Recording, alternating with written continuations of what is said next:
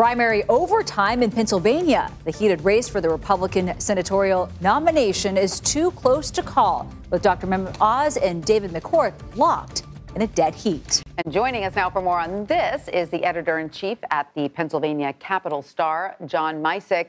John, welcome. It's really great to have you with us. So clearly, this is an area of the country you are well versed with. You know the ins and outs of Pennsylvania politics. Are you surprised the GOP Senate primary is as close as it is?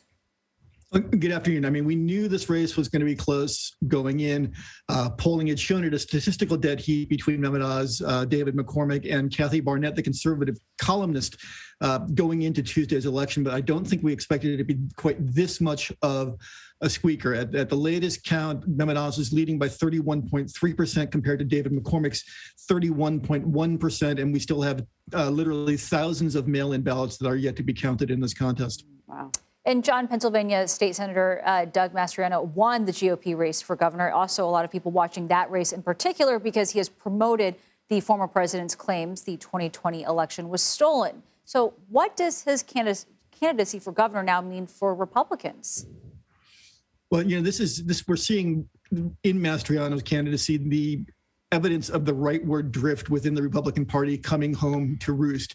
You know, there's this 11th hour push by establishment Republicans to try to derail Mastriano's candidacy, they believing him too extreme to win at the statewide level.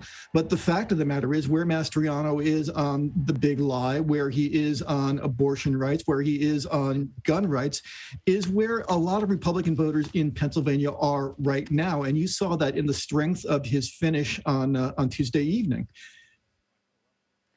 And all right, you know, Lieutenant Governor John Fetterman, as you know, won his Democratic primary from a hospital bed somewhat dramatically. And of course, he won by a landslide. A New York Times headline today identifies him as a, quote, left-leaning Pennsylvania politician in gym clothes. That's quite a description. What makes him such a different politician? And how does he fit into the future of the Democratic Party beyond Pennsylvania, perhaps? You know, in a lot of ways, Fetterman is a different politician, but also in a lot of ways, he's a very mainstream politician as well.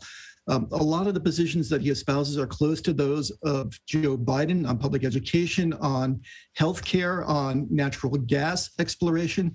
The look that he has, and it's become sort of an intellectual shorthand. The black clothes, the goatee, the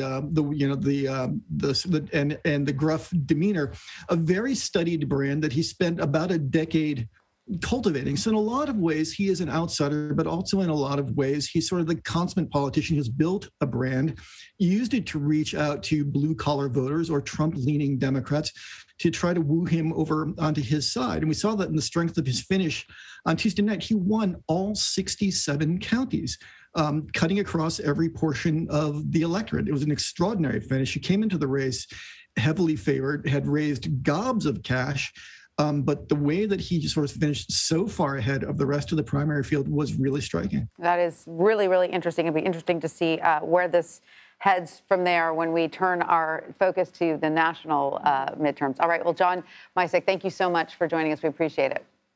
Absolutely.